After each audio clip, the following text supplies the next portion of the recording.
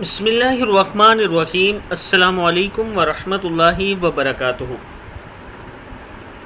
عابد راجہ channel کی طرف سے آج میں اپنے دوستوں کو رسول اللہ صلی اللہ علیہ وسلم کی ایک دعا بتاؤں گا جو وہ دن میں 100 مرتبہ پڑھا کرتے تھے۔ اس سے پہلے میں اپنے تمام دوستوں سے گزارش کروں گا کہ اگر آپ نے ابھی تک میرے چینل عابد راجہ کو سبسکرائب نہیں کیا تو ضرور کر لیں تاکہ ڈیلی آپ تک اچھی ویڈیو پہنچ سکیں۔